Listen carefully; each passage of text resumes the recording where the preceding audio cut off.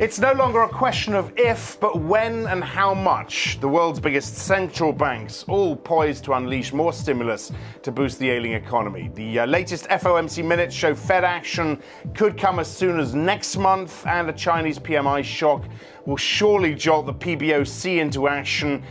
Hearing crisis hit Europe, meanwhile, the latest message to Greece. I do think that as far as the immediate future is concerned, that the ball is in the Greek comma. In fact, this is the last chance. But importantly, Juncker didn't say no to Greece's plea for extra time to sort itself out. Eurozone shuttle diplomacy ahead of the crunch month of September continues. German Chancellor Angela Merkel and France's President Hollande meet later today. They're expected to tell Greece's Antonis Samaras they can give him little leeway on easing the terms of his country's bailout agreement. Let's get straight to Brenda Kelly, market analyst at CMC Markets. Morning to you, Brenda. Let's get Greece out of the way to start with. Is anything going to happen for the next couple of months?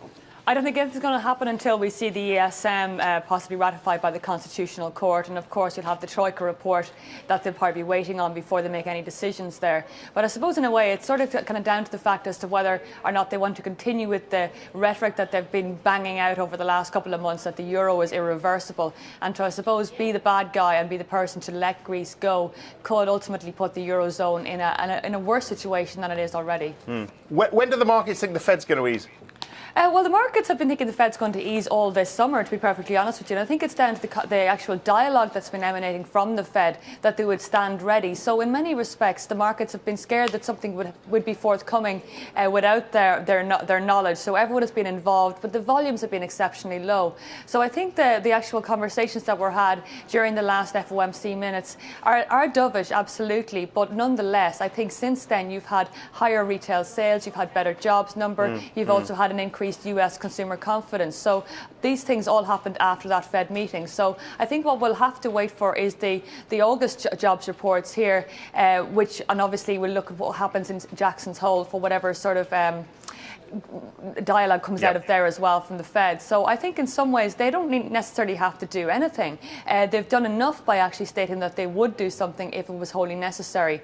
And given the actual minutes there, it's that many think that this was possible or necessary, but there were some detractors within there. And I think in some ways maybe waiting for Europe to do something, which is where they've kind of laid a lot of the blame for the problems in the US, obviously accepting the employment numbers. They'll wait and see what happens there. So no move till September at the earliest, you think? Yeah, I think Is that what you're saying?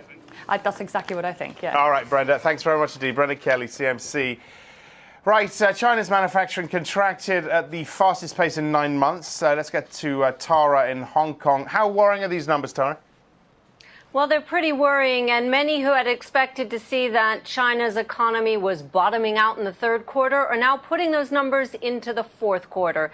This is HSBC Flash PMI. It is an early indicator. It talks about small and medium private companies more than the massive government sector, but still people are taking notice. And right on the back of these figures, we had news that central bank is actually injecting a huge amount of money into the banking system to help get lending going again, $44 billion worth of funds. But just one note, Axel, if you look behind me, there's a lot of smog in the air in Hong Kong. So clearly there is some manufacturing going on just over the border from here. Yeah. All right. Let's quick word on Qantas.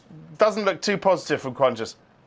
No, it doesn't. They reported a loss. This was expected. So investors actually bought shares. They went up 6% today.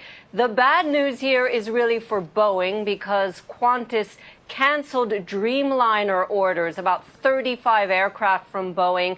And again, investors were happy to see really strong cost-cutting measures from Qantas.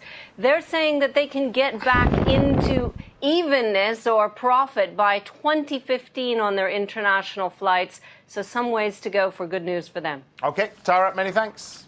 Other business headlines on Reuters. Australia's resources minister has declared the end of the mining boom. The boom has cushioned the country against the global slowdown, but has fueled a two-speed economy, pumping up its currency and harming the manufacturing and retail sectors. Diageo, the world's biggest drinks company, has posted a 13% rise in full-year profits, helped by its exposure to fast-growing emerging markets. But investors are still waiting for news on its $3 billion deal to buy Mexico's Jose Cuervo tequila brand. I'll talk with Paul Walsh, the CEO, a little bit later on. Top world news stories Reuters are following. Labour's unrest in South Africa's Platinum Belt is spreading. At least 2 mining companies have received demands for higher pay. The moves raise concerns that anger over low wages could generate fresh violence after 34 striking miners were shot dead by police last week. NASA's Mars rover Curiosity has taken its first drive across the surface of the red planet, searching for habitats that could have supported basic life forms. Most of the drive time was spent taking pictures, including the first images of the rover's tread marks in the Martian soil.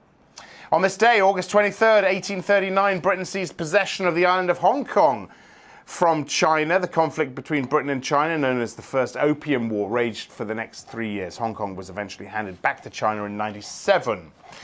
That is it for now. I'll leave you with our pick of the day. It comes from Reuters photographer Michael Buchholzer.